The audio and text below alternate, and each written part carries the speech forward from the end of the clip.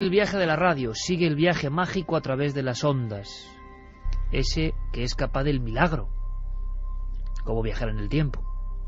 La ciencia, ya lo sabéis, de momento que yo sepa, nadie ha puesto peros al experimento de ir más allá de la luz. He visto hoy en la contraportada del Mundo una entrevista con un científico español dando la nota, como somos en España siempre, y diciendo algo así como: el experimento es falso, no sé por qué, pero debe ser falso.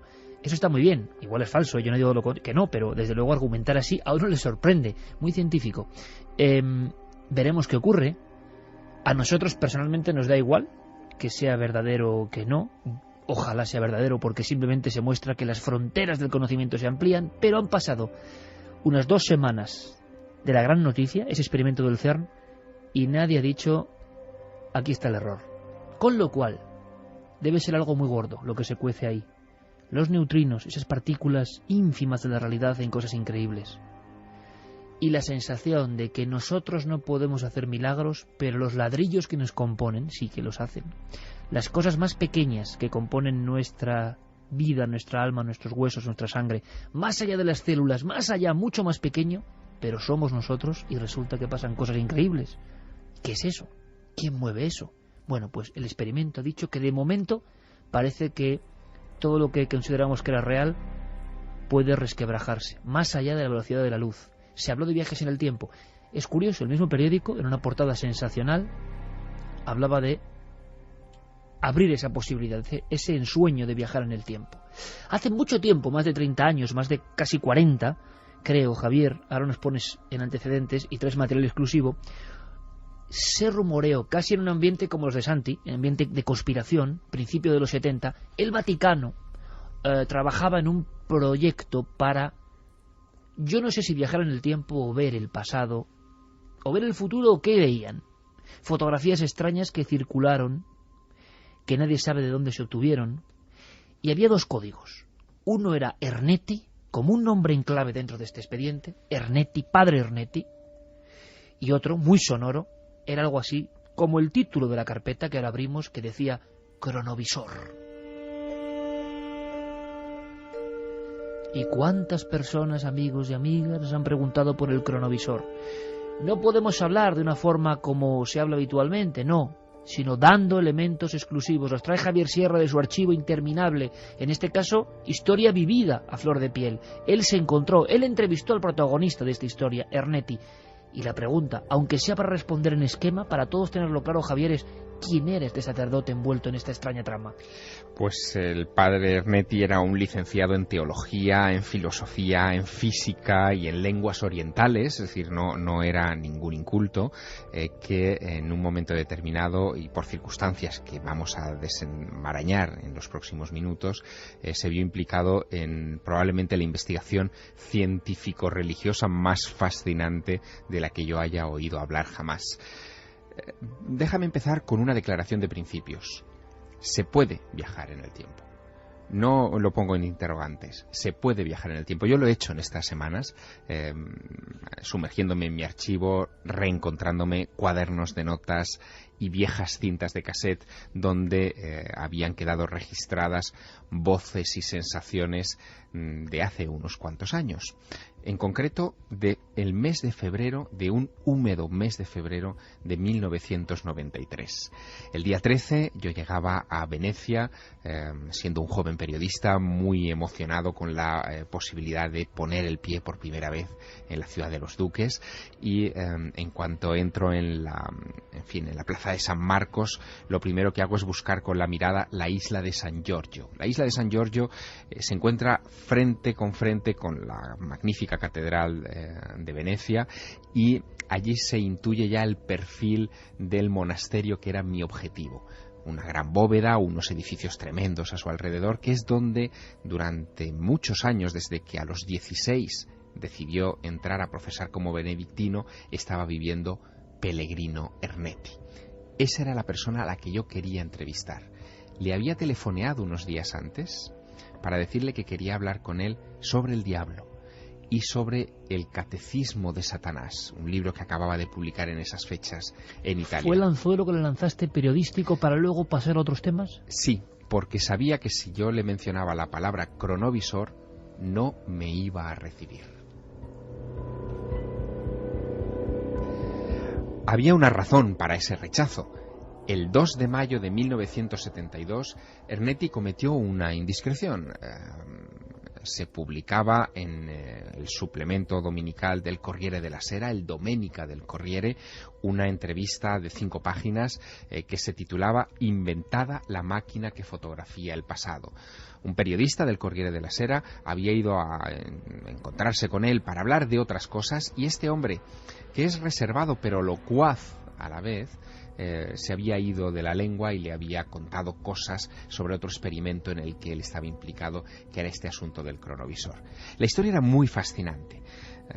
Y de hecho arranca muchos años atrás, en 1952, cuando Pellegrino Ernetti se traslada a Milán para estudiar oscilografía electrónica.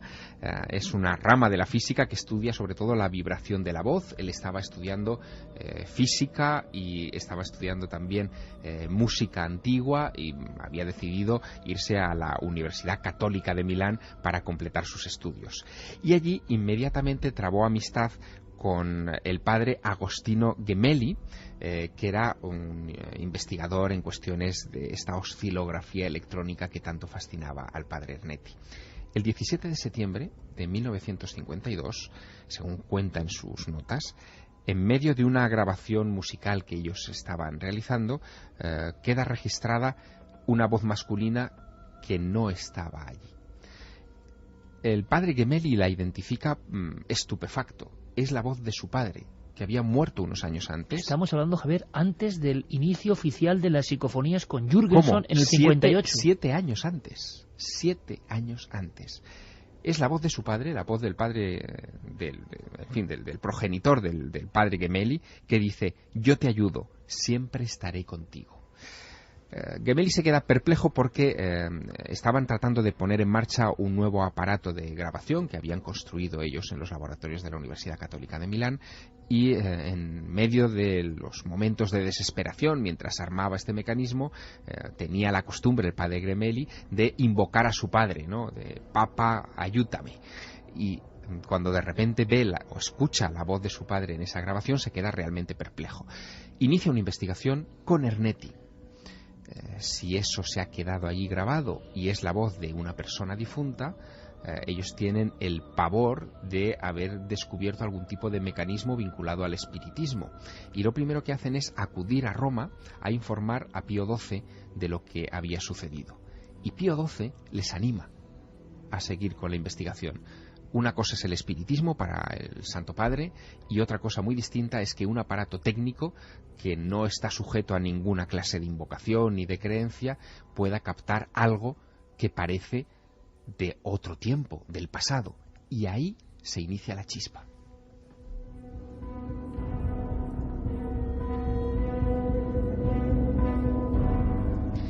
Las declaraciones de Pellegrino Ernetti al Domenica della Corriere dieron la vuelta al mundo. De hecho, incluso periódicos españoles se hicieron eco también de esa información, de que, en fin, había un benedictino muy docto que encabezaba un equipo de científicos internacionales que había trabajado en esta máquina para fotografiar el pasado. Ernetti no daba demasiados detalles, pero se traslucía que entre los años 53 al 56 más o menos, los experimentos habían sido constantes y habían implicado a un número importante de eminencias en el terreno de la acústica y de la imagen, porque de lo que se trataba no era de solo recuperar sonidos del pasado, sino también imágenes en movimiento. El asunto era extraordinariamente complejo, y a raíz de la publicación de este artículo en 1972, Ernetti recibe la amonestación desde Roma de que no puede volver a hablar de este asunto nunca. A pesar de que el Papa había dado la venia en un principio. Exactamente.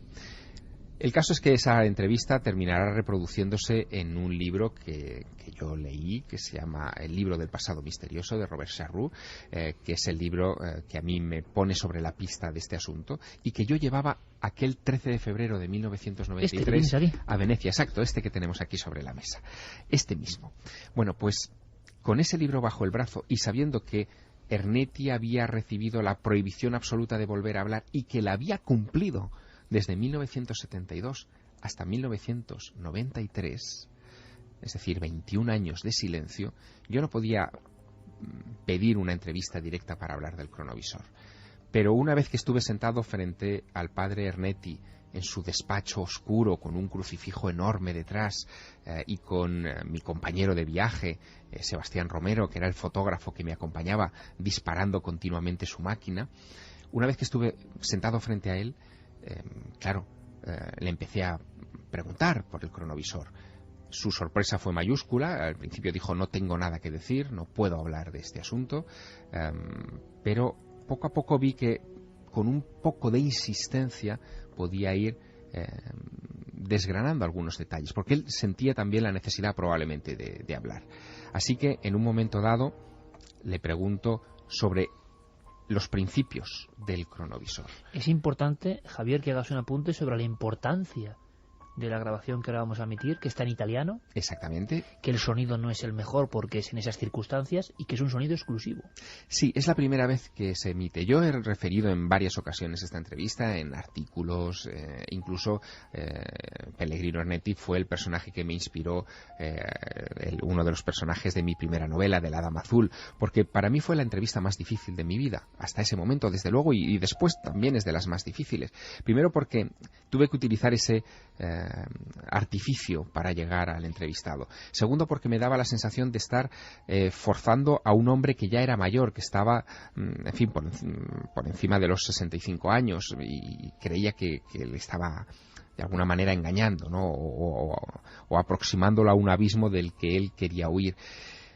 Pero el tema era importante. Así que en un momento dado yo muestro mi estupefacción sobre cómo es posible que algo que haya pasado hace tanto tiempo, bien sea la voz del padre, del progenitor del padre Gemelli, o bien sea la imagen de Jesucristo o la voz de Jesucristo, como después hablaremos de ello, que algo así quede registrado. Y esto es lo que él nos cuenta. Todo queda registrado. Sì. Cioè, il principio è questo: tutte le onde visive e sonore del passato non sono distrutte. ¿Y dónde quedan? En el éter. Certo, non sono distrutte. Perché? Perché sono energia. E ogni energia sonora e visiva No se destruye. Quindi qui è la grandezza della invenzione del cronovisore.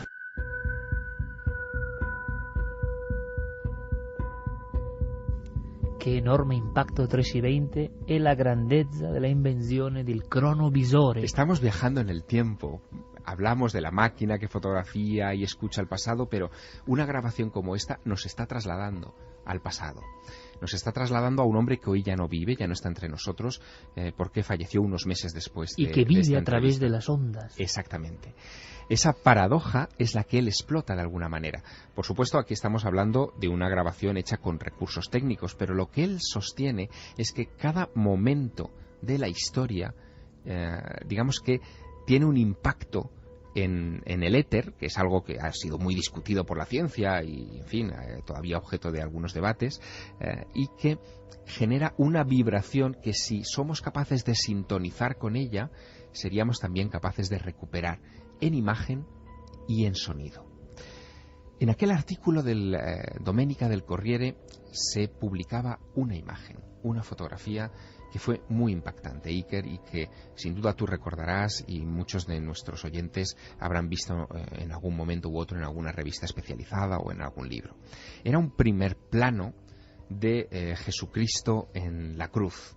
Supuestamente, decía el artículo del Domenica del Corriere, había sido obtenido por el cronovisor. Es decir, esa máquina había conseguido el que era sin duda el documento gráfico más importante para la historia del cristianismo. No solamente mostraba ese momento dramático de la vida de Jesús de Nazaret, sino que, de confirmarse, demostraba de manera fehaciente o despejaba todas las dudas respecto a la autenticidad o la historicidad del personaje, ¿no? Imagínate la trascendencia de ese documento.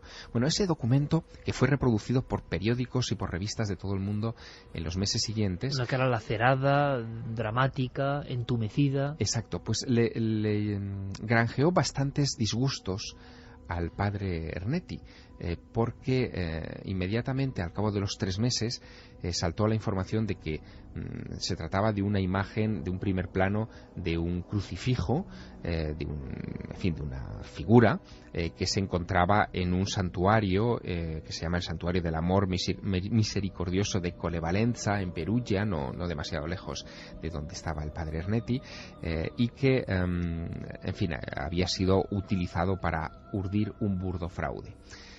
Sin embargo, cuando yo le pregunto, cuando le abordo al padre Ernetti pensando que va a defender la autenticidad de la imagen, me sorprende explicándome otra cosa, reconociendo que efectivamente que esa foto es falsa.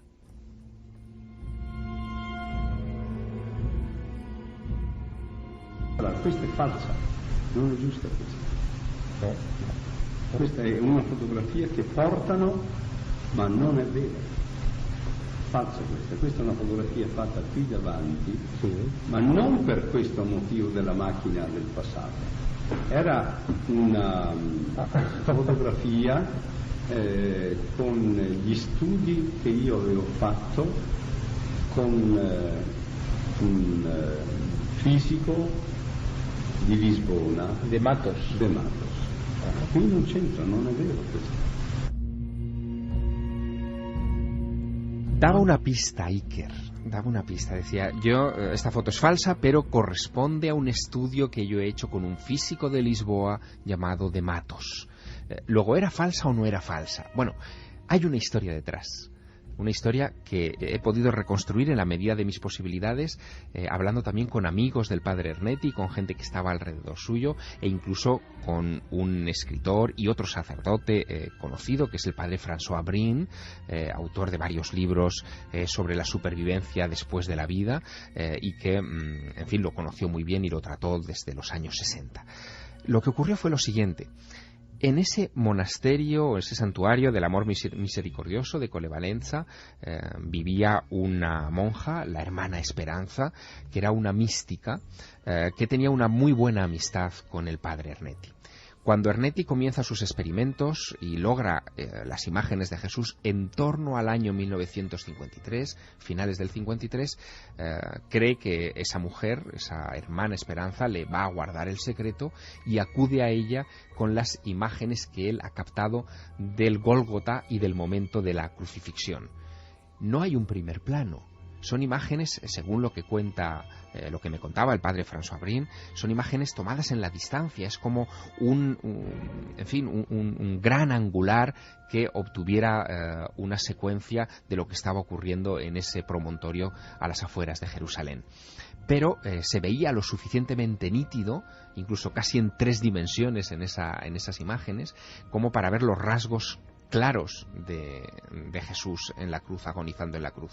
Y la hermana Esperanza, que era una estigmatizada, que tenía visiones místicas, dijo, es exacto a lo que yo he visto en mis visiones y exacto a lo que yo he ordenado tallar en este crucifijo que tengo en mi iglesia. Y esa es la fotografía que acaba en el reportaje. Exacto, esa es la fotografía que Pero las verdaderas jamás se han visto. Jamás. Hay un detalle importante a este nivel y en este momento, porque, Carmen, Santi, muchas personas estarán buceando por la red y saben que rodando por la red hay una serie de fotografías que siguen teniendo mucho éxito, esto es importante, lo conecta con la actualidad, y que se habla que son las fotos del cronovisor.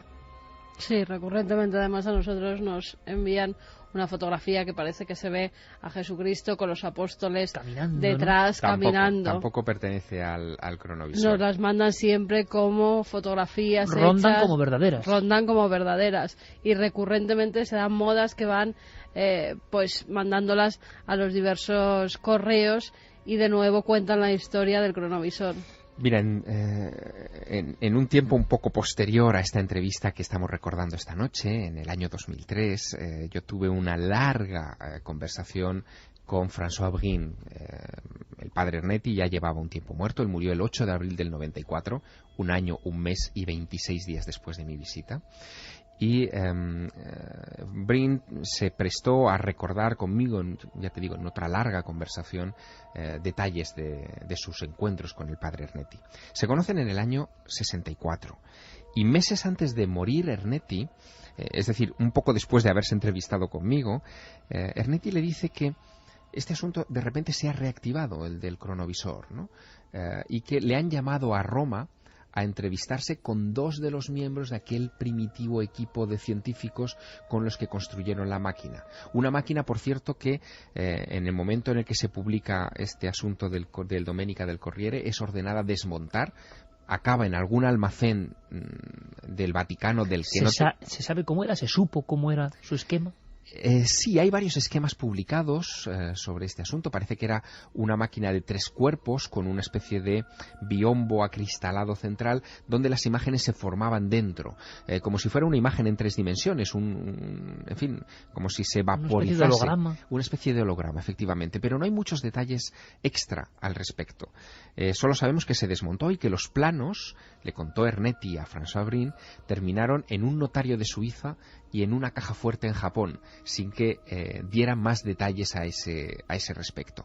No supimos tampoco nada de la verdadera identidad del profesor de Mato que citaba en esta charla. Yo lo he estado buscando en Portugal y no... ¿Es otro fantasma alrededor de esta historia? Solo sabemos, por las pocas cosas que se han ido filtrando, que debía ser un importante experto en la dispersión del sonido, un físico experto en la dispersión del sonido. Pero nada más, esa era su aportación a este proyecto. Pero parece que en el mismo estuvieron implicados grandes hombres de ciencia, incluso como Fermi. De hecho, Enrico Fermi. De hecho, Ernetti solamente daba nombres de los implicados en la investigación científica cuando estos estaban muertos y ya no había manera, en fin, de contrastarlo. Bueno, te puedes imaginar que la conversación sobre el cronovisor duró menos de lo que yo hubiera querido. Le tuve que hacer algunas preguntas sobre el diablo y me habló evidentemente de sus exorcismos y de su libro, que era lo que menos me interesaba, te puedes imaginar, en ese momento. Y cuando volví a la carga con nuevas preguntas sobre la máquina del tiempo, como él la llamaba, la máquina del pasado, y él se dio cuenta de que ese joven periodista español, en fin, lo que quería demasiado. Claro, no, y lo que quería realmente era sonsacarle sobre algo que ya le había causado muchos problemas. Se levantó de su escritorio, me acompañó hasta el pasillo y me señaló rápidamente hacia la puerta. ¿Y ahí se acabó la entrevista? En ese camino hacia la puerta, yo me resistí, de hecho no lo hice, me resistí a apagar la grabadora porque podía jugar mis últimos cartuchos, las últimas preguntas. Sabía que probablemente no tendría otra oportunidad en mi vida de volverme a plantar frente al padre Ernetti, porque el padre Ernetti no querría entrevistarse con un peligroso periodista español, en fin, que le había mentido para hablar de este asunto. Y en ese pasillo, en esos 6 metros que separaban su despacho de la puerta del monasterio de San Giorgio Maggiore en Venecia, como te digo, consumí mis últimos cartuchos y quedaron grabados en mi particular máquina del tiempo. Sí, las investigaciones de la máquina se hicieron aquí en Venecia. No, un po' in tutto il mondo. En todo el mundo. Sí. Sí. No sabe cuándo dejará de ser secreto, ¿verdad? No, io spero presto, ma è molto difficile. Es difícil. Perché si rivelano troppi segreti. Entiendo. Questo è il guaio. ¿Cambiaría mucho el mundo? Si toglierebbe la libertà di coscienza. No, pero Si toglierebbero la libertà dei segreti di Stato. Non sarebbe possibile la vita. Y nuestra historia pasada, la que nosotros conocemos por los libros, Sì, ¿cambiaría mucho? credo. Sí. Molto, ma anche le lingue. ¿Y las lenguas? Sì, tutto cambierebbe. Bene, gracias. Grazie, padre. Buongiorno. Buongiorno, gracias. Prego. Son momentos históricos en nuestro pequeño gran mundo del misterio. En ese cerrojo, en esa puerta, Se acabó la historia del cronovisor, Javier. Así es. Y quedé muy conmocionado con aquella historia. De hecho, esto ocurre, como te decía, en febrero de 1993. Sirvió de mecha para escribir mi primera novela. Ha servido de inspiración para seguirle la pista a esta historia en la medida de mis posibilidades. Sigo con muchísimas lagunas y muchas dudas al respecto del cronovisor, pero ese cerrojo, para mí, supuso, un hito, un pequeño hito que no pensé que hubiera quedado registrado en esos archivos que ahora estoy explorando como un crononauta, como un viajero en el pasado, para poderlos traer a Milenio 3. Qué bella historia de conspiración, de misterio, de secretos vaticanos. ¿Os imagináis, amigos, a esos sacerdotes trabajando en el departamento de física aplicada? Es que solo eso ya es tremendo. Y ese periodista joven que intenta apurar los últimos segundos en el lóbrego pasillo para arrancar algo de la historia. Es maravillosa la historia. Y yo siempre he pensado que estas historias, la del cronovisor, las historias que tienen implícita el concepto del viaje en el tiempo, y hay varias, o sea, tenemos la del cronovisor, tenemos el experimento Filadelfia, tenemos la historia que mencionábamos el otro día a raíz de lo de los neutrinos, recordándola, la de John Titor, tienen algo en común. Tienen unas pocas pruebas que las hacen que te enganchen. Muy atractivas. Efectivamente, y luego todo queda en la fantasmagoría. Y ya puestos a especular, a veces me da por pensar si es que las cosas que tienen que ver con el viaje en el tiempo, la propia línea del tiempo, para evitar las paradojas, para evitar que se modifique, tiene una forma de disolverlas, de hacer que se nos escapen y de que existan y no existan de alguna forma a la vez. Y luego también estaba pensando en que hace un rato hemos mencionado otra cosa que tiene que ver con la Iglesia y servía exactamente para lo mismo, la mesa de Salomón. ¿Quién sabe si alguien en el Vaticano no descubrió el secreto de la mesa de Salomón y le dio una aplicación científica? Preguntas en el éter. Las investigaciones periodísticas sirven para algo. Primero, para que disfrutéis. Segundo, para que comprobéis con los documentos el entusiasmo, que a veces logra objetivos y a veces no, pero ¿y si aparentemente el objetivo no se ha logrado y luego por otras vías sí que te da el premio? Sí que te sumerge en otros mundos. En fin, el padre Arnetti y ese cerrojo en Venecia, en esa isla, para la historia radiofónica del misterio, que duda cabe. Y seguiremos exhumando. Sí, podía ser tu sección el cronovisor directamente como sección, porque son documentos que vienen del otro lado del tiempo. Y espérate lo que viene en las siguientes semanas. Esperaos, amigos, porque lo que viene en las siguientes semanas son bombas positivas, eso siempre. Santi nos va a hablar ahora de unas... Bueno, tiene que ver... De ondas. Exacto, de ondas. Iglesia, tecnología, misterio... Ahora no tiene que ver la Iglesia, por lo que parece, pero son ondas que surcan el espacio desde hace demasiado tiempo, con un mensaje que nadie entiende. Antes, viajemos rápidamente a la red. Nuestro cronista en lo digital, Diego Marañón. Ha habido muchas cosas, algunas muy polémicas y que tienen que ver con sonidos. Y vuestra opinión, de inmediato, por supuesto. Vamos con Diego Marañón. Aquí en Cantabria, en la parroquia de San Pedro, en el municipio de Limpias, se conserva una estatua a tamaño natural de Cristo crucificado, el Santo Cristo de la Agonía, una estatua que llegó a mediados del siglo XVIII desde Cádiz, donde, por cierto, ya había estado involucrado en unos... 3:36, esto era como un guiño, ¿no? El viaje en el tiempo. Pues de repente Diego Marañón, que se adelantaba como cronista hablándonos de Limpias. Sí, lo contaremos, Diego, querido amigo. Cronista de un lugar donde hubo milagros y visiones, muy del padre Arnetti. Pero no era este Diego lo que queríamos. Lo queríamos contando historias con su boletín cotidiano de todo lo que pasa en la red. Y se ha hablado de otros sonidos, en Móstoles en concreto, aunque nosotros sospechamos. Ahora os contamos todo. Milenio Red. Toda la información digital del mundo del misterio. Comienzo obligado esta semana. Steve Jobs, el enigmático, reservado y visionario gurú de Apple, moría el pasado jueves a los 56 años. La decisiva contribución al mundo tecnológico de quien ha sido calificado como el Thomas Edison del siglo XXI le convierte no solo en uno de los grandes innovadores contemporáneos, sino además en un transformador de la industria. Tras pasar 11 años fuera de Apple, el genio de Silicon Valley regresó para transformar los hábitos de consumo de varias generaciones.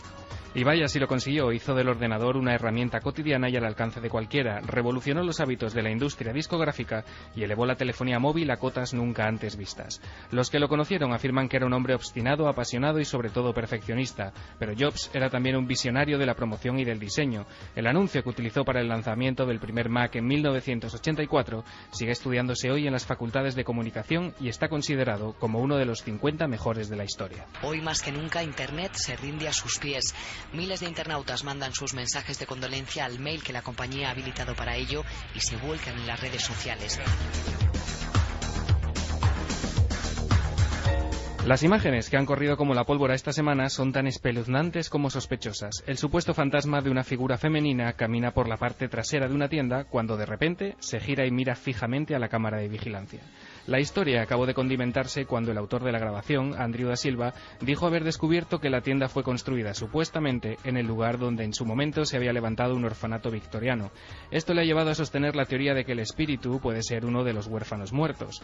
La grabación colgada en YouTube ha sido esta semana la comidilla de muchos aficionados a lo desconocido e incluso ha encontrado su hueco en los informativos. Que es el fantasma de una niña que falleció en ese inmueble, un antiguo orfanato victoriano. No faltan los que desacreditan la veracidad de estas imágenes, argumentando que de sobrenatural no tienen nada. Así es, entre los usuarios de la red se pone en seria cuarentena la existencia de este fantasma que podría haber sido creado por algún bromista experto en efectos especiales.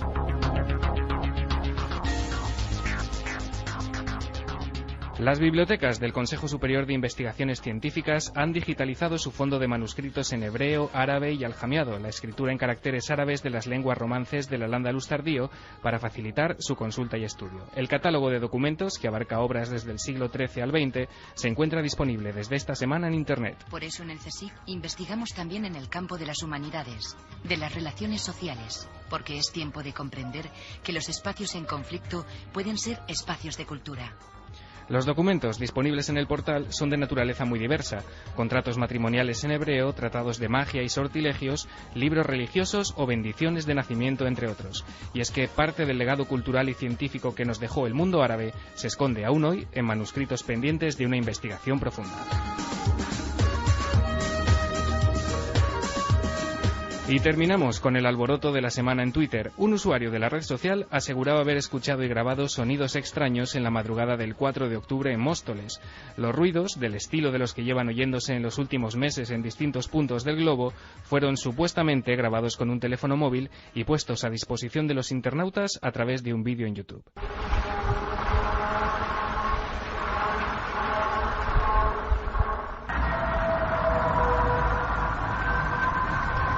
La localización de las grabaciones, según el autor, correspondía a los alrededores de Manuela Malasaña. Se creó un hashtag en Twitter para hablar del tema y una página en Facebook para compartir testimonios.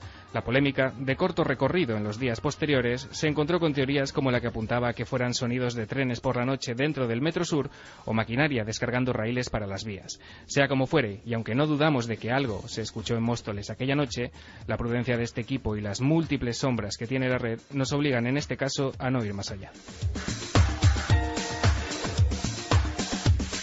Y aquí lo dejamos. En 7 días, más noticias del mundo virtual. Hasta entonces, y gracias a Guillermo León, tendréis disponibles en ikerjimenez.com toda la información, así como los enlaces para profundizar en los temas que hemos tocado hoy. El misterio continúa en la red.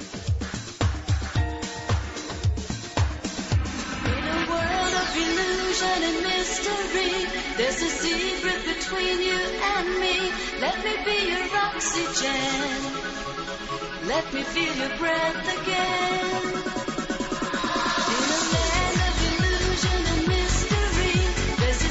3:41. Realmente la noticia de la semana, o lo que parecía que iba a ser la noticia de la semana, son esos sonidos extraños que ha habido muchos en el mundo en Móstoles. Pero nosotros, que sabemos más por viejos que por diablos, en fin, estamos un poco ojo a visor, porque tiene todos los condimentos burdos en ocasiones, de la típica broma orquestada, que no es la primera ni será la última, porque parece que hay mucha gente que se divierte con estas tonterías.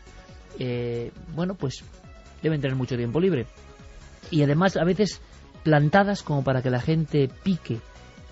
Es la impresión que nos ha dado, y nuestro primer diagnóstico, o al menos lo que hemos podido sondear. ¿Qué opináis, Sí, compañeros? además también se ha emitido eso mismo en diversos foros que ya nos lo han intentado colar otras veces. A ver si se creen que, Sin que lograrlo, somos por cierto. tontos y lograrlo, por cierto, sí, es verdad. Entonces, pues bueno, es otra más de gente que quiere luego sacarlo en otros programas o hacer una burla de ello, no sé con qué sentido y para qué. Se ve que les resulta molesto que tratemos temas serios como han sido otros sonidos en el mundo, a lo largo del mundo, como ya tratamos en este programa, Y que se cosas siguen están dando. pasando y que se siguen dando, claro que sí. Pero además hay una cosa muy curiosa. En España tenemos una larga tradición, año 79 en Irún. Ibas a decir eso, ¿verdad? Exactamente, Javier? sí, yo quería retrotraerle y decir, hemos proyecto tenido, Iván, ¿no? hemos tenido otros proyectos Iván. Es Pero decir, que además no se entiende, ¿no? O sea, un grupo de ultradogmáticos se pone en una montaña con unos focos y luego dicen que la gente que veía focos y luces eran ovnis, eran ellos. Jaja, qué gracia. ¿Y qué demostráis con eso? O sea, es decir, que la gente ve luces, claro. No, lo que demuestran es su mala fe, su deseo de engañar y la verdad es que un sentido de la moral, en fin, más que deplorable desde todo punto de vista. Así que creo que bueno, que condenar a los presuntos bromistas es importante y hacerles ver que estas cosas nosotros nos las tomamos en serio también. No, y además la historia de por sí es bastante sospechosa. De hecho, cuando desde la redacción de Milenio 3 y de Cuarto Milenio, Carlos Largo en concreto intentó ponerse en contacto con las personas, pues no se puede juzgar algo sin tener el documento de primera mano para poder analizarlo, etcétera, etcétera. Y se encontró con un verdadero muro de opacidad, es decir, el testigo generalmente sobre todo cuando no es de algo, de un fenómeno más o menos natural o presuntamente natural, pues no es generalmente la gente suele facilitar. Oye, si tienes una grabación la facilitas, si tienes que hablar 10 minutos con un periodista hablas. La historia era sospechosa y desde luego en este caso sí que no me creo nada. Mira Hay qué gente- buenos guionistas por ahí que están en paro. Ya Sí. podrían cambiar para que den nuevas ideas y no gilipolleces, No ¿no? demos más datos porque es la realidad, pero que esto pasa muy habitualmente y solo retrata a las personas que se creen muy graciosas y que intentan hacer bromas, no sabemos con qué objetivos, y mucho riendo la gracia. En Con fin, el de rellenar Sí. minutos. sí, porque si porque no, no saben con qué hacerlo. la cosa está cruda, amigos. Nosotros seguimos a lo nuestro y, claro, en alguna ocasión pues se podrá caer o no caer, pero desde luego cuando uno percibe que hay una broma orquestada real, no un fallo de buena fe, produce auténtica lástima o risa, quién sabe. Mientras tanto, sonidos extraños en el mundo sigue habiendo y de esos claro que hablaremos. De bromas absurdas, de gente banal, no.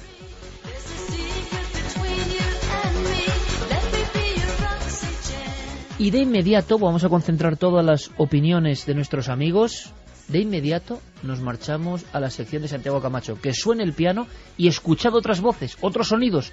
Estos sí parece que absolutamente reales y siguen siendo motivo de polémica y de conspiración.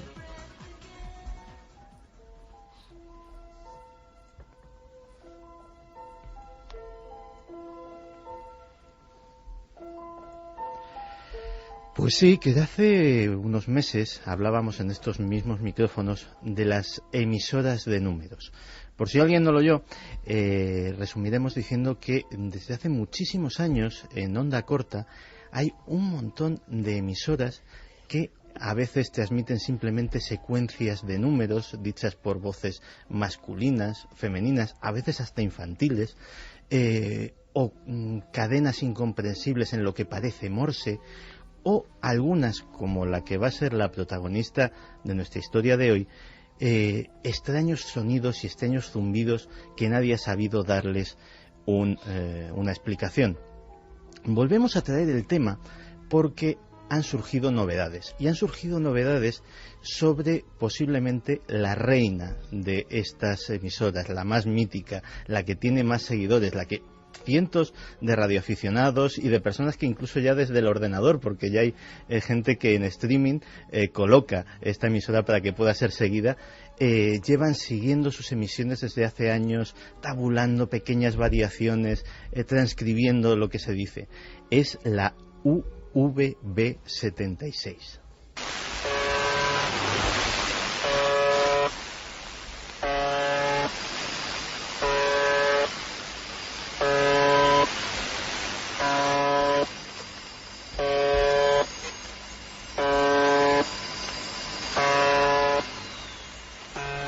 pitido terrible. Pues sí, han pasado casi 30 años desde que por primera vez un ciudadano con su receptor de onda corta recibiera este extraño zumbido en los 4.625 kilohercios, que se repite aproximadamente 30 veces por minuto, todas las horas del día, todos los días del año. Nadie sabe qué significa. Nadie ha dado con ninguna explicación. La señal pudo ser localizada en su momento y procedía de lo que se llama un Gorodok Voyeni, una pequeña... La transcripción más o menos literal sería un fuerte, lo que sería una base militar, pero una ciudad militar secreta cerca de un pueblo que se llama Povarovo, a 30 minutos en coche de Moscú. Rara vez, pero a veces sucede, se rompía la monotonía también con voces masculinas que daban secuencias de números y palabras, a menudo cadenas de nombres rusos. Javier está con la boca abierta, alucinando en este momento. Sí, sí. Ana, Nikolai, Iván, Tatiana, Roman. Pues bien, a pesar de lo agitadísimo de la historia soviética y rusa de los últimos 30 años, desde Gorbachov hasta Putin, pasando pues por la tremenda crisis económica, la disgregación de la Unión Soviética, nunca, ni un solo segundo, dejó de emitir la emisora.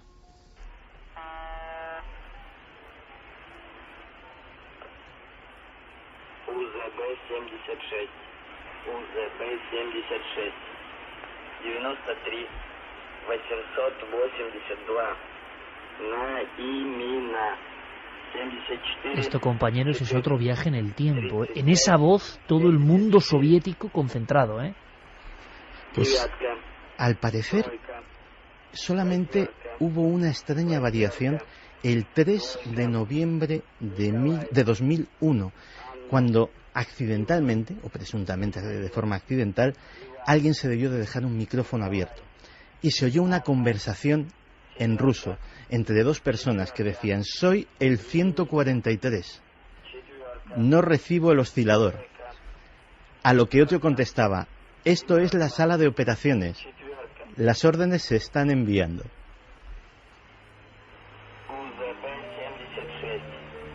Es tremendo como unas solas palabras que no entendemos, proyectadas en esa especie de lejanía, generan una inquietud tremenda, Santi. Y hay más. Hay más, porque en el último año han pasado muchas cosas con esta emisora.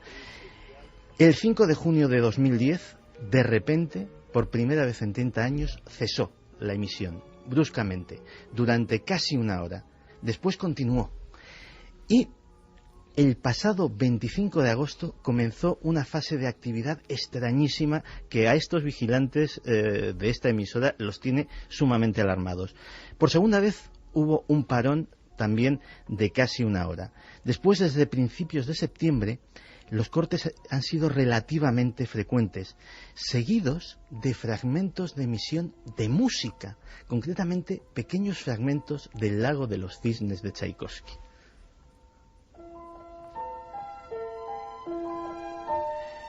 Pero así llegamos hasta hace unos días, el 7 de septiembre.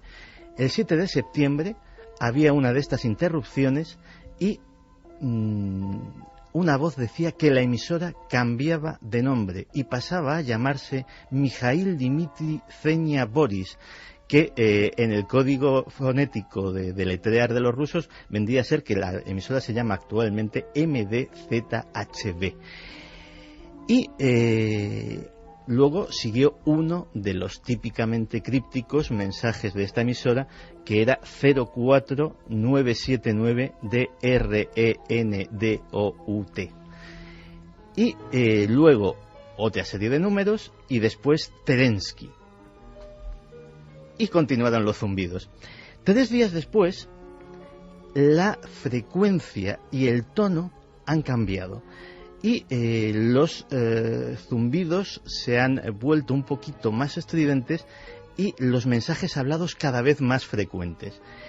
La pequeña comunidad de vigilantes de esta estación están sumamente preocupados, preguntándose qué puede significar este cambio y si algo importante de lo que no tenemos noticia pues ha ocurrido en Rusia o está a punto de ocurrir.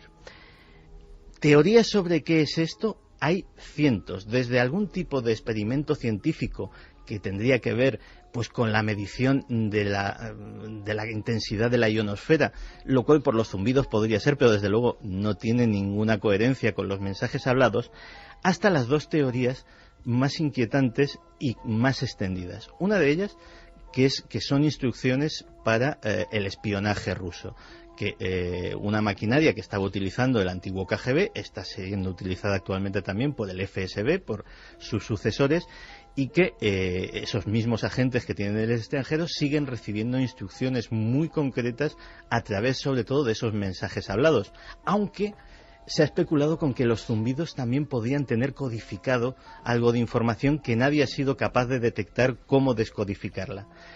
La teoría más inquietante es la de la mano del hombre muerto. La mano del hombre muerto era una cosa que era mítica en la época de la Guerra Fría, cuya existencia nunca fue confirmada, que era el arma definitiva de la Unión Soviética. Era un sistema que haría dispararse automáticamente hacia sus objetivos todo el arsenal de misiles nucleares soviéticos en caso de que a los centros neurálgicos de Moscú, de Kapustin Yar y de otros lugares desde donde se dirigían esos misiles, pues les ocurriese algo. Si desaparecían, si se cortaba la emisión, eso querría decir que habían sucumbido en un ataque nuclear y entonces la contraofensiva sería automática. Vamos a hacer una cosa, Santi. Como en muy breve tiempo vamos a tener aquí informaciones de una expedición sin precedentes, una expedición brutal a los enigmas de la Unión Soviética, de la antigua Unión Soviética, te propongo lo siguiente, que prepares, porque es difícil dejar a Javier Sierra con la boca abierta, y pocas veces le he visto con tan boquiabierto como ahora. Hay un tema aquí.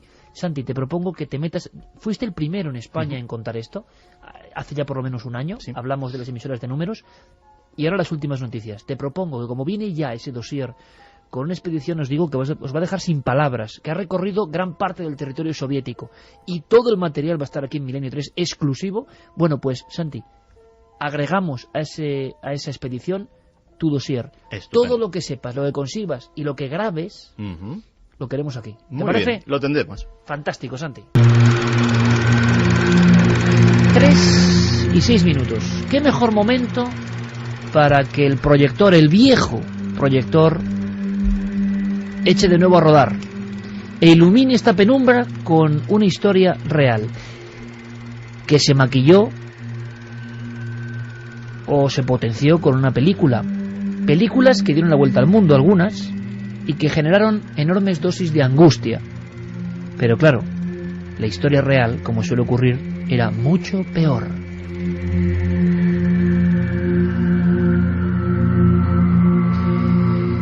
Estamos aquí en el estrecho espacio de una antigua sala de proyecciones. Eso estamos imaginando, por lo tanto, esa es la realidad. Enormes bobinas de cintas y... Javier Pérez Campos, compañero, buenas noches. Buenas noches, Iker. ¿Qué pone? ¿Qué pone en la bobina? ¿Qué título pone? Pone Open Water. Hemos limpiado un poco el polvo de esta bobina y una historia tremenda, con una premisa... ¿Pueden dos personas quedarse completamente aisladas en medio de la nada? Hay personas que se van de vacaciones y se pasan los días tumbadas. Esta es la historia que contaremos el resto de nuestras vidas. Daniel, ¿dónde está el barco? Buena pregunta. Estamos perdidos en medio del océano. ¡Oh, Dios mío! Tranquila, tranquila. ¡Esto no nos está ocurriendo! ¡Susan! ¡Susan! ¡Dios mío! Hay algo que se está frotando contra mi piel. ¿Estás bien? Todo se arreglará. Cálmate, cálmate. Todo irá bien. Open Water. ¿Visteis esta película? ¿Os impresionó? ¿Qué os impresionó? Vías de contacto, como siempre, abiertas. Todas las que ya sabéis, Facebook, Twitter, gracias por vuestro apoyo en las redes sociales. Sorteamos ese libro y, por favor, visualicemos el cine de la fantasía y la imaginación, que se proyecta en nuestra mente. Si estáis en la cama, si estáis como siempre digo, en el trabajo, viajando, hombre, la de Peral de Arlanza era buena, pero en coche, imaginad esa especie de cuadrícula de luz, da igual el lugar, esa especie de plasma casi medio etéreo, porque las imágenes de la realidad superan con mucho a lo que contó el celuloide. Seguro que muchos ya están recuperando del cerebro. A mí me ha ocurrido, aquella película en la que el mar era un protagonista más. El inmenso océano azul era un elemento más. Y la angustia, repito.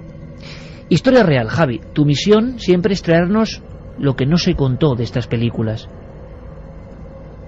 Una pareja. Sí, Tommy y Eileen Lonergan es un matrimonio que por aquellos años 96, estaban pasando una crisis bastante fuerte, ¿no? Ellos eran maestros, estaban cansados, digamos, ya de esa vocación y necesitaban un descanso, ¿no? Entonces, qué mejor forma que pasar varios años recorriendo el mundo y lanzándose un poco a la aventura, ¿no? Para eran romper. Gente de posibles, entonces. Claro, ellos rompían con ese dinamismo, o sea, con esa habitualidad, ¿no? De la vida que llevaban. Y bueno, pues deciden, como decía, hacer esa especie de gira por todo el mundo que finalmente les acaba llevando a esta zona concreta de Australia, llamada Queensland.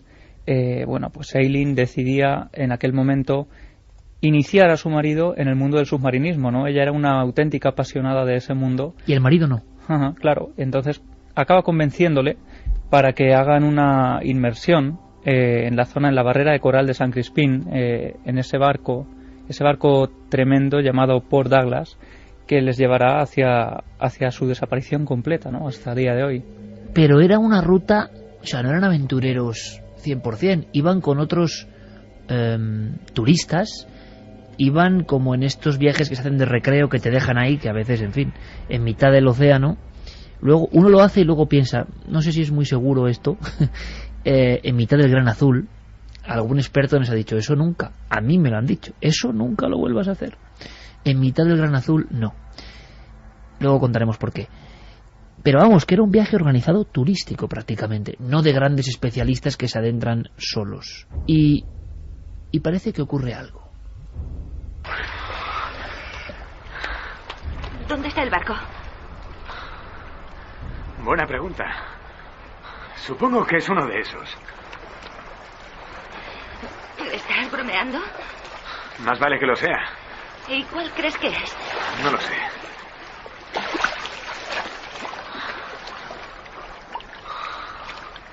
¿Nos hemos perdido? No. ¿Estamos en el sitio correcto? Sí. Estoy seguro al 90%. ¿Por qué solo al 90%?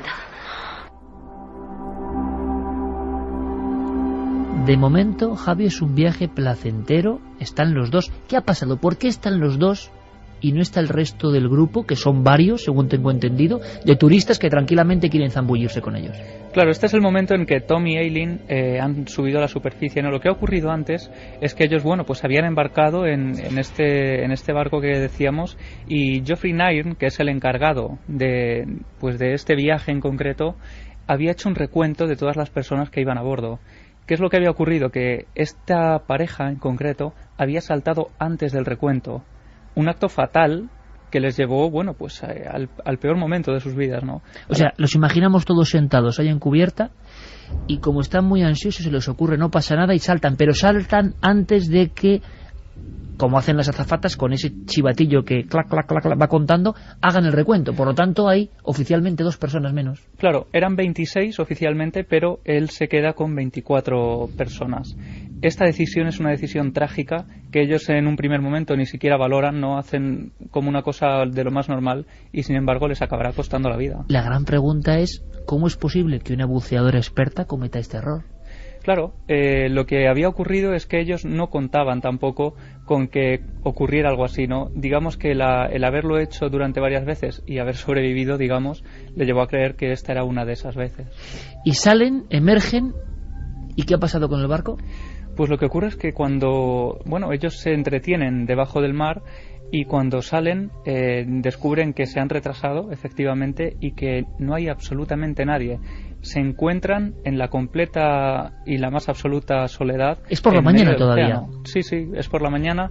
Ellos ven ese barco que se aleja completamente, pero fuera de su alcance, ¿no? Ya no pueden hacer nada para que ese barco pare y los consiga salvar. ¡Es increíble! ¡Esto es jodidamente del todo increíble! Y lo mejor de todo es que hemos pagado por hacer esto. Hemos pagado por estar aquí. Hemos pagado a esos cabrones incompetentes para que nos dejen en medio del jodido océano. Queríamos una vista del océano y aquí la tenemos. No hay fantasmas, no hay espíritus, no hay ovnis, no hay vampiros. Solo el mar. El inmenso mar inquebrantable, tranquilo, en la mañana.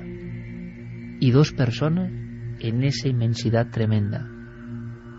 ¿Cabe mayor terror? Lejos de todo y de todos. Es el momento, Javi. Vamos a hacer recuento de qué llevan encima, qué tienen para ese primer día, y hagamos crónica de qué pasa en esas primeras horas. Imagino que ellos piensan que alguien va a transcurrir por esa zona más o menos turística. Claro, ellos en ese momento, la intranquilidad empieza a aumentar conforme van pasando las horas, ¿no? Porque ellos piensan que esa zona efectivamente es una zona turística. Ellos llevan sus bombonas de oxígeno, todo el material habitual para una inmersión de 2 o 3 horas, ¿no? Pero sus chalecos también salvavidas.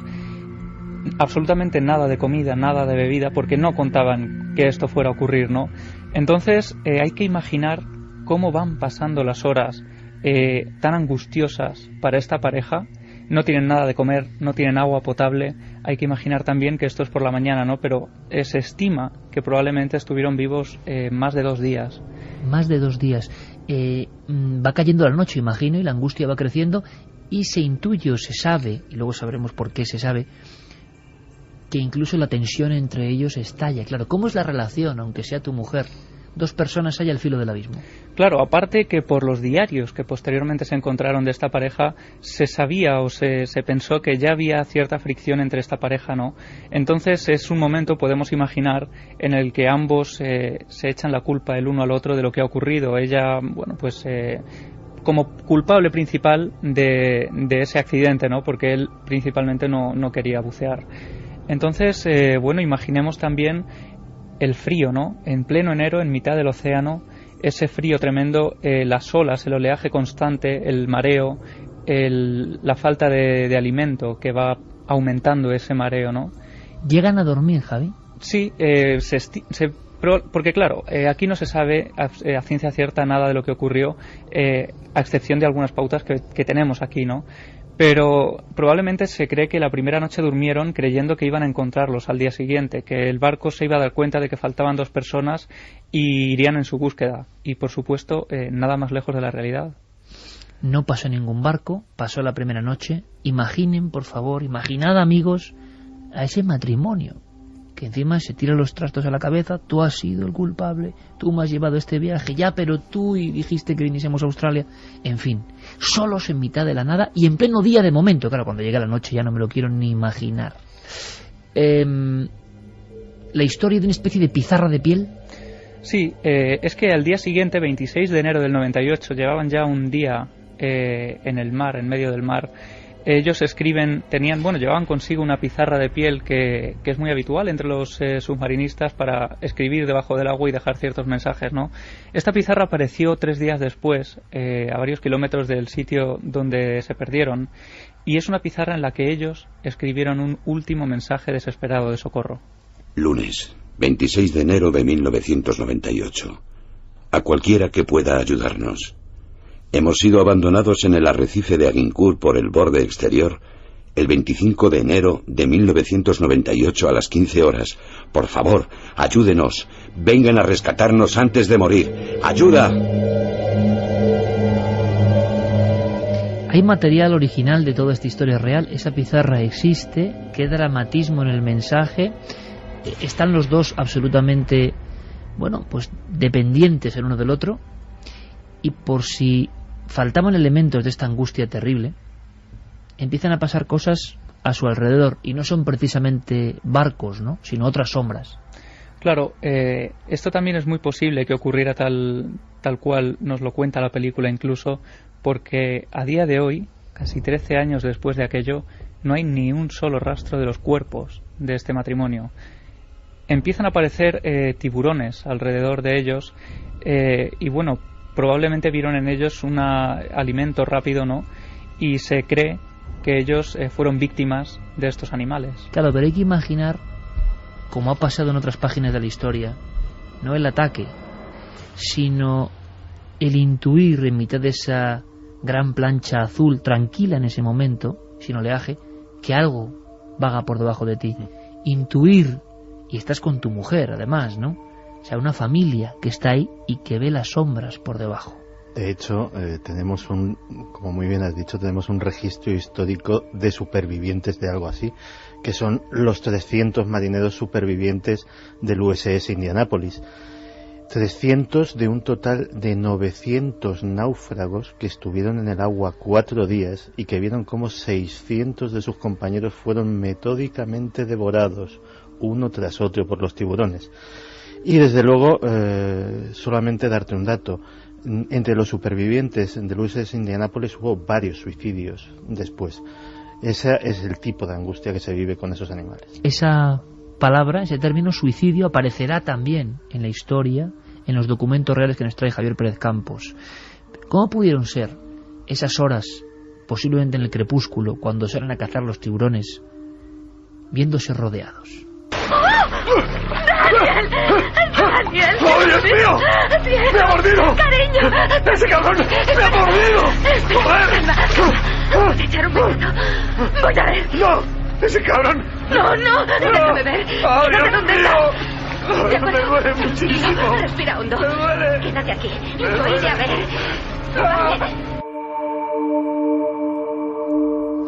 Sin rastro. Se esfumaron. Ni un solo dato. Oficialmente, ¿qué sabemos de esta pareja? Pues oficialmente sabemos que desaparecieron efectivamente ese 25 de enero de 1998 y hasta día de hoy no se ha vuelto a tener rastro absolutamente de ellos. Se encontraron unos diarios que dieron lugar a especulaciones de todo tipo, ¿no? Aparte de esta teoría de los tiburones, se habló incluso de que ellos mismos habían fingido su propia muerte. Se dijo que, bueno, cansados de todo el mundo que les rodeaba y de esa, pues digamos, vida que estaban llevando y que no les gustaba nada, fingieron esta muerte. Después de que el barco se marchara sin ellos, otro barco apareció y los llevó a bordo. ¿Muerte ficticia? Suena un poco extraño porque hay algún detalle a nivel bancario y demás que no... Claro, es que hubo testigos, personas que aseguraban haber visto a esta pareja en el hotel en el que habían sido alojados después de su desaparición. O sea, el caso fue tan comentado que hubo testigos que empezaron a hablar y empieza a tejerse la manta de la conspiración poco a poco, ¿no? Claro. Se llegan a revisar sus cuentas para ver si ha habido movimientos. Efectivamente, a tal nivel llega este rumor que se revisan sus cuentas bancarias y se observa, y de esta forma se tira por tierra toda esta teoría, que no ha sido tocado ni un solo centavo de lo que ellos tenían allí, ¿no? Y lo que nos parece alucinante, yo desconocí, es que están los diarios de ese viaje antes de sumergirse en ese open water, en ese lugar tremendo de esta pareja. Y lo que viene ahí puede ser revelador. Muchos hablaron de la profecía de la pareja. Sí, es un diario, esto que vamos a escuchar ahora es un extracto del 3 de agosto de 1997, el diario de Tom, en el que él habla ya un poco de que prácticamente está viendo su muerte, ¿no? Vamos a escucharlo si quieres y comentamos cómo... Como un estudiante que acaba de salvar su examen, siento que mi vida está completa y que ya estoy listo para morir. De ahora en más, y según lo que intuyo, mi vida irá de mal en peor. Siento que voy en picado hacia mi funeral. 3:23. ¿Cómo se puede interpretar esto? O sea, el buceador que con su esposa desaparece. No hay ni rastro. Es un caso de desaparición que seguramente es motivada por el voraz apetito de los tiburones. Que se encuentra este diario tiempo después. Es que es una película sobre una película, una vez más. Claro, y efectivamente mucha gente se apunta al carro de la teoría del suicidio, ¿no? Y gente a la que le interesa que esto sea la teoría que venga. ¿A quién? Geoffrey Narn, el encargado del barco en aquel momento, es acusado de negligencia y, bueno, de homicidio involuntario. Entonces él intenta afianzar la teoría del suicidio para lavarse las manos de alguna manera, ¿no? Digamos que finalmente Geoffrey es absuelto. Esta teoría del suicidio tampoco tiene más importancia de la teoría, ¿no? Pero Geoffrey efectivamente acaba al final pagando una gran indemnización, aunque es absuelto de este caso. Como último responsable de ese recuento, aunque ellos se lanzaron antes al agua. Una vez más, la fatalidad, ¿no? La fatalidad absoluta, un gesto que entraña peligro, sobre todo para un buceador profesional, como irse solo a bucear, pero un detalle de ese tipo y la jugada sale mal. No pasó ni un solo barco por ese entorno, nadie supo de su desaparición, se encontraron absolutamente solos, perdidos, abandonados. Hay que imaginar la impotencia según pasaban las horas. Y hay más, ha habido más casos, y esta realidad ha motivado ciertas investigaciones que nos dejan con un poquito de inquietud, Javi. Claro, en 2002, a raíz de este caso que la prensa denunció de forma casi constante durante varios meses, se lleva a cabo una investigación en esa zona sobre pues esta serie de empresas que llevan a cabo inmersiones a turistas, ¿no? Y se descubre que este error de conteo que tuvo lugar aquí pues es un error bastante habitual, más habitual de lo que muchos creen. Y ha habido más gente perdida. Sí, se llega a descubrir que 2 años después de la desaparición de esta pareja desaparece también una mujer, Ursula Clayton, una anciana norteamericana que también había ido a la zona y que es olvidada en medio del océano. Claro, ¿cabe peor destino? Solos en mitad del océano. La película creo que fundó casi un nuevo género. Luego ha habido como precuelas contando otro tipo de historias, de más personas, con una escalerilla que no baja y hace que toda una tripulación esté vagando alrededor del barco. Pero la original, la tremenda, año 2003, ¿verdad, Javi? Sí, la película es del año 2003, contando esta historia de 1998. Y fíjate, Iker, nos puede parecer algo remoto en el tiempo y en el espacio, ¿no? Pero el 24 de agosto de este año 2011, concretamente casi aquí al lado, ¿no?, en la isla de Formentera, un joven buceador, Alejandro Villar, de 23 años, desaparece también. Había ido a bucear, había dejado su lancha y hasta hoy solo ha aparecido su lancha, ¿no? Aunque ir solo a bucear, dicen como espeleología, ¿no?, es la ley básica. ¿Por qué las personas se saltan esa ley básica? Es increíble. En esta semana, que por lo menos en Madrid, con uno de los acontecimientos más atroces, dramáticos y fatales que yo he escuchado en mi larga vida de periodista, el suceso de la iglesia en Pinar de Chamartín y todo lo que ha acontecido, uno piensa en ¿por qué la fatalidad, no? ¿Cómo es posible que el azar lance los dados y todo salga exactamente cuadriculado para que a uno le toque una maldición tan terrible, tan injusta? Quiero acordarme, porque quién sabe, ¿no?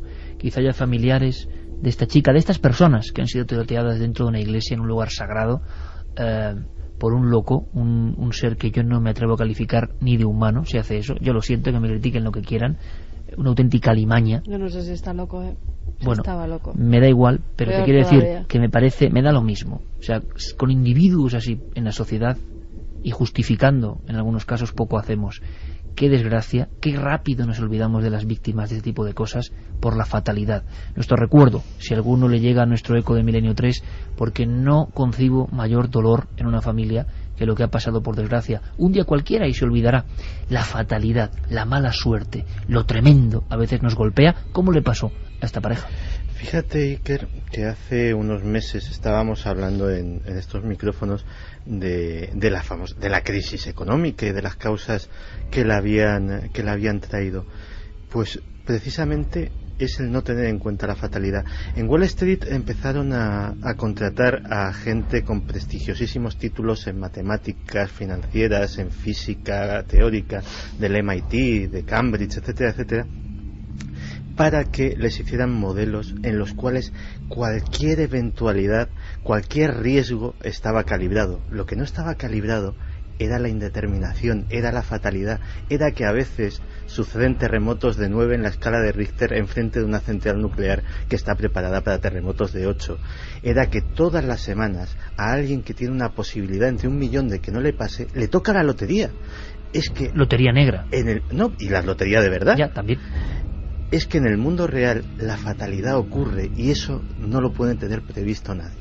Es muy triste, pero también es una lección para los que a veces hablan de la vida como una especie de guión preestablecido donde todo el mundo sabe lo que va a hacer dentro de 5 años, y a uno le sorprende en esta vida tan llena de altibajos, ¿no? Y tan tremenda en ocasiones. Nuestro recuerdo para esta gente. La angustia de quedarte en medio del mar yo creo que es de las peores angustias que se pueden vivir. Los que hemos buceado en mares, además con muchos animales, en plan turístico, porque no era nada más, y la sensación de alejarte un poco del grupo, simplemente ya era como estar perdido. Yo recuerdo de muy joven en Denia el ir atada a un cabo, cogida a un cabo en un velero, que íbamos pues eso, de un día de mar, que íbamos pasando con mi familia, y que ese cabo acabara la cuerda y quedarme tirada en medio del mar fue la sensación peor que he tenido en mi vida. Y mira que enseguida volvió en el barco, me recogieron, que había gente pendiente de mí en todo momento. Aunque no pasara nada por debajo, parecía que te estaban tocando 1000 cosas los pies, que se acercaban sombras por todas partes y no había absolutamente nada a mi alrededor. El mar ejerce hipnotismo, pero también, claro, perderte en el desierto, bueno, no está mal, pero estás pisando firme, puedes tocar algo. Me estoy imaginando esa pareja. Vaya historia. Una de las más dramáticas, que duda cabe, del celuloide y de la verdad. La misión de nuestro proyector, con las viejas bobinas Made in Arcelu, muy antiguas, muy añejas, es recuperar estas historias, esta verdad. Por ejemplo, los diarios. ¿Lo sabíais? Yo no. Javi, hasta la próxima proyección. Hasta pronto, Iker. Milenio 3. Detrás del misterio. En busca de una respuesta. Cadena Ser. Vamos con mensajes y esas vías de contacto. Milenio 3 con número @cadenaser.com, la nave del misterio, tanto en Twitter como en Facebook, y nuestra web www.cadenaser.com, donde nos están dejando muchos mensajes. Uno de ellos nos decía: mi padre vio de pequeño el hundimiento del Titanic y le ha dejado una fobia a viajar en barco incurable. La sola idea de quedar a merced de la deriva en la noche le aterra sobremanera. Hombre, es que ya en la deriva de noche ya, o sea, ¿qué más puedes pedir, no? Mor dice: tengo el curso de submarinismo y muchas inversiones a las espaldas, y la peli es bastante fantástica, entre comillas, en ese sentido.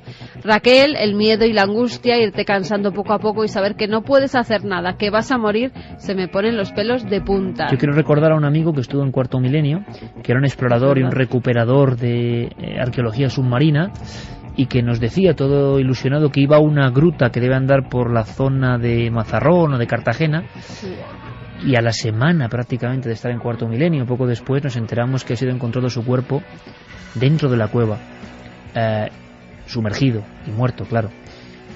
Un hombre experimentadísimo, y uno se imagina cómo tuvieron que ser esos últimos segundos. Esa sensación de estar perdido en un laberinto de piedra. Un hombre del que salía una luz como de una alcantarilla de noche, entre Langa y Magazos, con un abrigo largo, y se asustó muchísimo. Con un abrigo largo.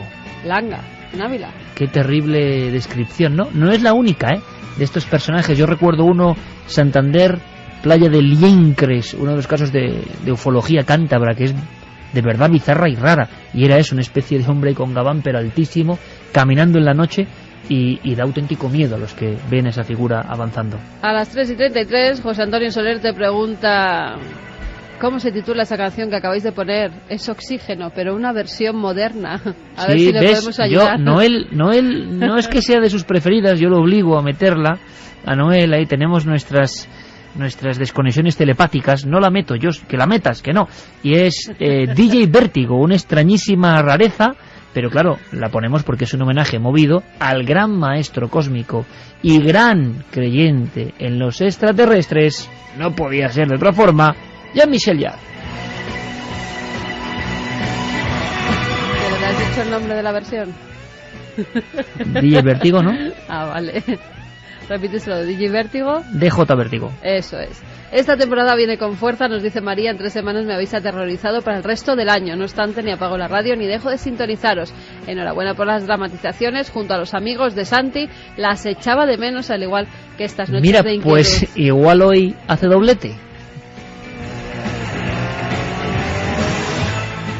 Alberto de Bilbao dice: buenas noches, milenarios, qué buena dramatización, sois genial, es un abrazo. Ricardo, que es un vigilante, y una noche le pasó algo muy extraño. Estoy trabajando en Arauzo de Miel, en Burgos, y vi sobre las 3 o 4 de la mañana como una especie de humo muy claramente definido.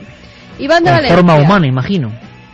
En Valencia hay una calle llamada Calle de la Sangre. ¿Tendrá algo que ver con sucesos de vampirismo? Seguimos con vuestros mensajes. Gracias por toda la participación, por hacer de este programa algo común y por comunicaros con nosotros en las vías de contacto a través del mundo de lo digital. Y de ese mundo habla siempre nuestro compañero Diego Marañón. Su crónica se llama Milenio Red. ¿Qué habrá pasado en estos 7 días al otro lado de las ciberpantallas? Milenio Red. Toda la información digital del mundo del misterio. Ha sido uno de los temas más candentes en la red en los últimos días. Alessio Rastani, un supuesto trader de la bolsa londinense, consiguió dejar boquiabiertos a los espectadores de la BBC y de rebote al resto del mundo con unas declaraciones que muchos calificaron como salvajemente honestas. Personalmente llevo 3 años soñando con este momento. Tengo que confesar que me voy a la cama cada noche soñando con otra recesión, soñando con otro momento como este. En el vídeo, que recibió millones de visitas en unas pocas horas, Rastani describe una especie de colapso económico mundial inminente. Según él, en el fin de los tiempos de la economía tal y como la conocemos, todo está justificado. Mientras la BBC se defiende argumentando que según sus investigaciones se trata de un broker real, en otros sitios de la red se afirma que Rastani es simplemente un vampiro de la atención, un tipo que jamás ha pisado la bolsa. Se dice que nunca ha operado profesionalmente, que no tiene credenciales y que en definitiva solo conoce los parqués en calidad de aficionado. El otro elemento de nuestros días es Internet, porque por lo menos aquí en el Reino Unido toda esta polémica se ha producido casi exclusivamente en las redes sociales, sin apenas reflejo en la prensa tradicional o el debate político.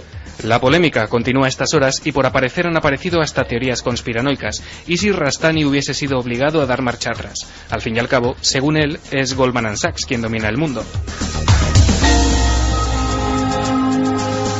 La colección Otros Mundos es probablemente la aventura editorial sobre temas heterodoxos más longeva, seria y recordada que ha aparecido jamás en el mercado de habla hispana.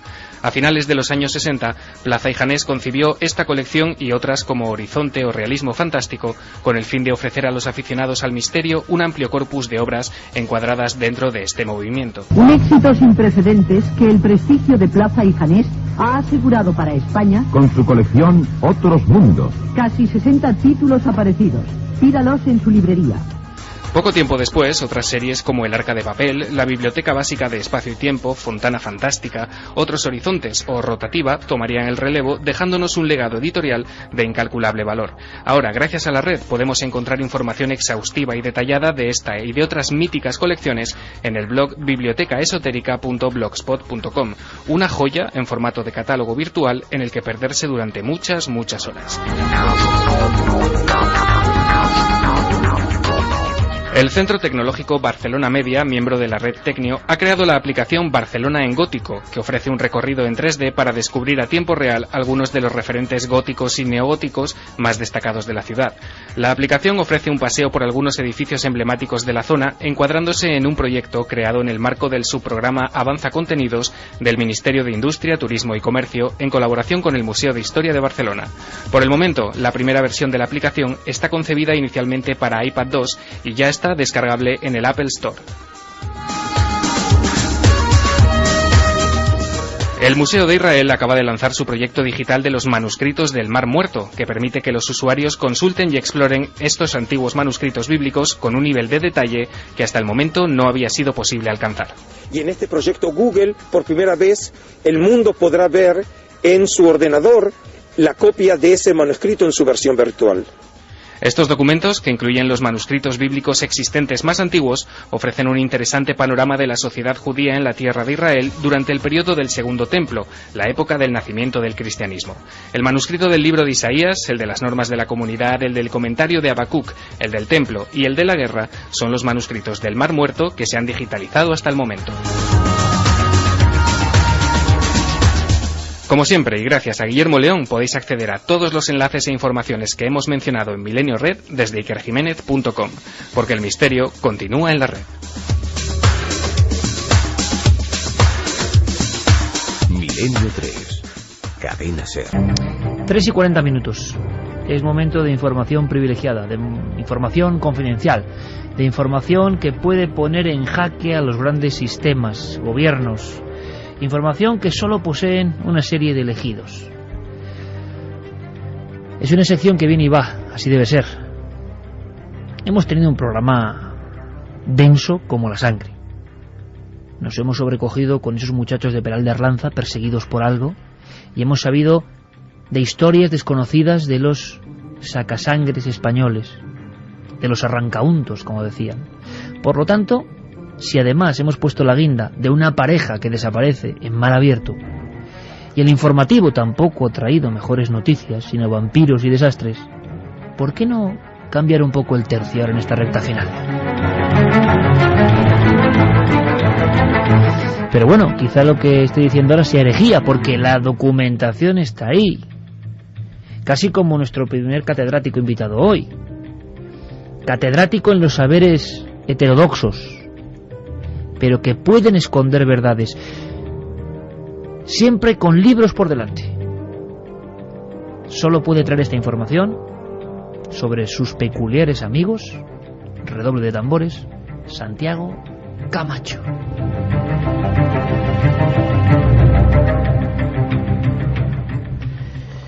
Pues el amigo que voy a traer esta semana es un poco especial.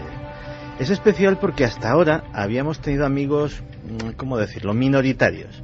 Que, bueno, pues que se publicaban sus propios libros, que tenían 4 amiguetes que a su vez les seguían y les hacían un poco de bombo. Podemos recordar algunos simplemente así de pasada, ¿no? Eric Todos Orión, Eric se llaman Donald. Donald, Eric Orión. Y tantos y tantos. Y aquel que decía aquello de, ¡ey, son solo 19,95! Exacto. Ese era muy grande. Este es el más grande de todos, entre otras cosas porque ha conseguido que millones de personas le sigan. ¿Me quieres decir que es un amigo que ha prosperado? Es un amigo que ha prosperado. Ha salido del lumpen intelectual y realmente su mensaje ha tenido eco. Ha tenido mucho eco y ciertas personas lo consideran incluso peligroso. Y es que estamos hablando de Louis Eugene Walcott, que en una época de su vida se llamó Luis X y que actualmente se llama Reverendo Louis Farrakhan. Ni más ni menos que el líder de la Nación del Islam, no de toda la Nación del Islam. La Nación del Islam es un grupo, a ver, ¿cómo explicarlo? El racismo y la xenofobia es una cosa francamente mala, pero casi siempre se habla del racismo y de la xenofobia de los blancos hacia las otras razas. La Nación del Islam es una organización racista negra hacia los blancos y los judíos, concretamente. Y Luis Farrakhan... Existe, esto no es existe, entelequia. Perdona, existe, y hace no muchos años Luis Farrakhan convocó la marcha del 1.000.000 de hombres y llevó 1.000.000 de tíos a Washington a escuchar sus discursos. ¿Luis X o Luis Farrakhan? Actualmente Luis Farrakhan. Luis Farrakhan, que tampoco... ¿Tiene algún porqué ese apellido? Farrakhan. Que es como musulmán, que es lo que les gusta a estos. Junto a 1.000.000 de personas. Sí. Luis Farrakhan, que tampoco es un angelito, que muchos historiadores le suponen como el instigador de la muerte de Malcolm X. Es decir, es la persona que dijo a sus seguidores, este hombre merece morir, y efectivamente el pobre Malcolm X, que tampoco era un santo a su manera, estaba dando un discurso en Harlem y llegaron unos individuos con sendas escopetas y le dejaron hecho un auténtico colador. O sea que cuidado con lo que digamos del reverendo Farrakhan. El reverendo Farrakhan en su país, para que te hagas una idea, es considerado el líder negro más influyente. En la revista Time quedó justo por detrás de Jesse Jackson. En aquella época en que se hizo esta encuesta todavía no estaba Obama en el candelero, y por delante de Nelson Mandela en cuanto a su popularidad entre la comunidad negra. Y entonces parece que estamos hablando de un tío como muy serio, ¿no? Y que es una persona a tener en cuenta. ¿Por qué lo traemos aquí? Vamos al tomate.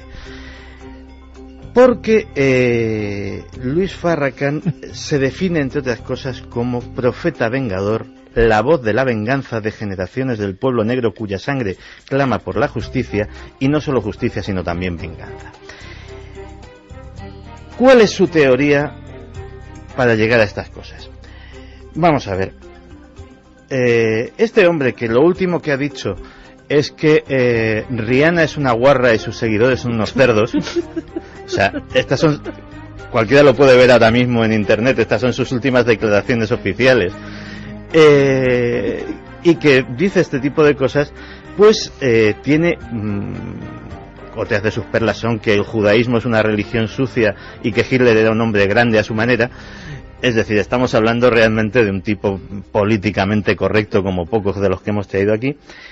Pero, ¿por qué ese odio al hombre blanco? Podríamos pensar que está justificado, pues evidentemente, por el colonialismo, por la esclavitud, por un montón de cosas. Pero no. Verás, resulta que en su particular teología, los negros son la raza primigenia y superior de la humanidad. Justo más o menos lo que dicen los del Ku Klux Klan, pero al revés. Pero es que los blancos nos han descubierto es que en realidad ni siquiera somos propiamente humanos. Es más, ni propiamente ni de ninguna forma. Fuimos creados por ingeniería genética por un científico malvado. Negro, claro. No, judío. ¿Quién iba a hacer una maldad como crear a los blancos sino un judío? O sea, todo va encajando perfectamente. Pero lo dice en serio, siempre estamos hablando de que... Estamos hablando de un tío que lo dice en serio y que millones de personas en Estados Unidos le siguen. O sea, que es lo grave del asunto. Este malvado se llamaba Jacob, y Jacob es el Jacob de la bíblico. Esto además lo hizo donde se hace todo, en la isla de Patmos, donde se escribió el Apocalipsis. Pues qué mejor marco para crear esta abominación que es el hombre blanco que en la isla de Patmos. Y entonces nosotros, que somos meros robots biológicos que estamos esclavizando a la raza negra, pues tenemos, según sus numerólogos, porque tienen numerólogos de los que se rodea, un reinado sobre la Tierra de 6.000 años que está a punto de acabarse. ¿Y quién se lo ha dicho? Hombre, ¿quién se lo va a decir? Los extraterrestres.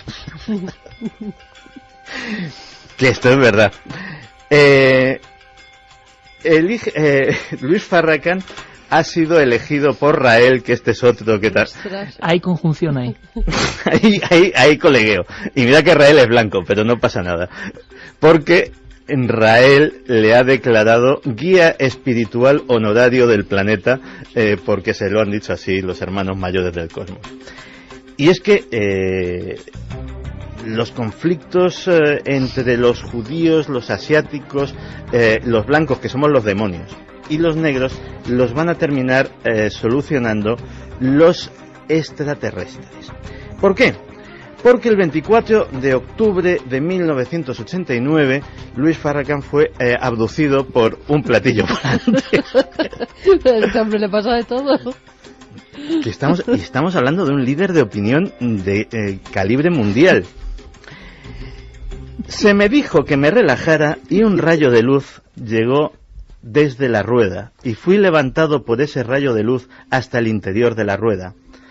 Y durante mi abducción recibió mensajes de el fundador de su movimiento, de Elijah Muhammad, que la historia de Elijah Muhammad estaba muy bien porque era un tipo que preconizaba la castidad y la fidelidad en el matrimonio y tuvo 13 hijos naturales. O sea, esto es maravilloso. Y pues le dijo que bueno, que pero estaba en el OVNI, Muhammad. Sí, estaba allí porque él desde la nave nodriza vigila a lo que estamos haciendo todos y ya va anunciando, pues no sé si con sus 13 hijos naturales o no, pues va anunciando lo que va siendo el final de la raza blanca. Ya hemos contado lo de Rihanna. Por cierto, que él no es cienciólogo, pero es defensor de la cienciología, porque dice que le viene muy bien a los blancos para mantenerlos alejados de sus pensamientos violentos e irracionales, lo cual le parece una religión maravillosa. Pero todo esto me vino a la mente. O sea, el personaje es como para que la gente investigue en internet porque no tiene desperdicio. Porque, claro, imagínate lo que es un movimiento como la Nación del Islam. O sea, básicamente, insisto, el equivalente negro del Ku Klux Klan. empezó a correr una historia. Y la historia tenía que ver con el pollo frito. Era la conspiración del pollo frito. Y en esto no tiene nada que ver Ramoncín.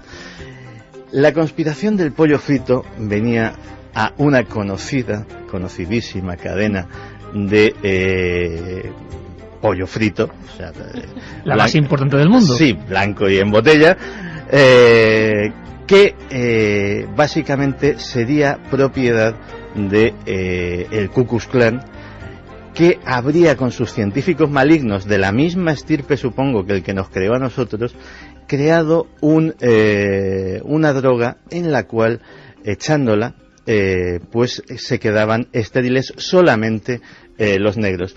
23 piezas de pollo frito de este estado maravilloso que es Kentucky. Un cubo. 23 piezas bastan para dejar absolutamente estéril a un ser humano de raza negra. ¿Pero del crujiente o del no crujiente? Y esto, pues, llegó a ser muy popular dentro del movimiento. El problema surgió y el señor Farrakhan tuvo que hacer una intervención pública, y se rumorea que hasta comer pollo en público para demostrar que esto no era así. Es que resulta que la cadena en cuestión es propiedad de afroamericanos, que es lo más grave del asunto.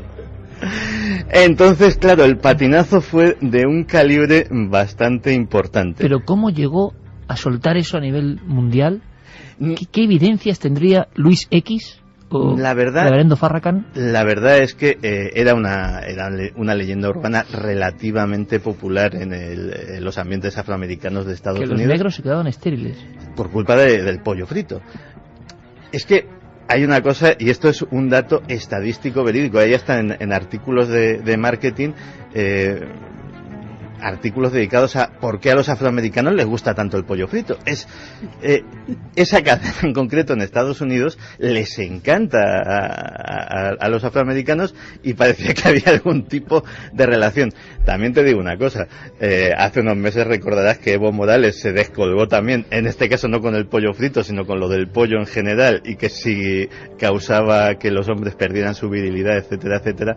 O sea que la gente muy influyente a veces, pues también mete la pata en el pollo o en el cubo del pollo o donde sea. Menudo historia, el amigo de Santi. Yo creo que sobre todo por la influencia, luego habrá que investigar. Yo me quedo boquiabierto. El pollo frito, los extraterrestres, la rueda de Ezequiel, el maestro Muhammad dentro del ovni, en fin. El de los 13 hijos naturales, y sobre todo, yo insisto, otro amigo, que es un tío que no tiene pelos en la lengua. Rihanna es una guarra, lo dijo pero es que me estoy recreando porque, como puedo permitirme el lujo de citar textualmente, esto no lo digo yo, lo dice él. Pero lo más curioso es que ni la raza, desde luego, hace que unos grupos estén más propensos al delirio, ¿no? O sea, eso está universalizado por completo. Es una norma universal. Los amigos son de todas las procedencias, de todas las razas, porque hay quien puede decir eso de, bueno, casi todos son norteamericanos. Bueno, es verdad que en Estados Unidos, claro, sus obras llegan como más. Pero, no te lances, Santi. Es que un día te tengo que... Es que hay uno que no tiene libro, pero es que se merece entrar. Ya te enseñaré las fotos. Dime solo el nombre. Constant, ¿cómo? Peter Pan. En realidad se llama Peter Pan. Bueno, pues eso para una próxima semana. El regreso de esta sección, los amigos de Santiago Camacho. Yo me quedo con ¿por qué esa sonoridad, no? Luis X, que también está muy bien. Luis X o reverendo Farrakhan y la conspiración de los cubos de pollo frito. 3:54, de verdad que estábamos aquí aguantándonos, porque es que esto ocurre, y en este caso puede ser el amigo más influyente, ojo. ¿Cómo está el patio? Por fortuna,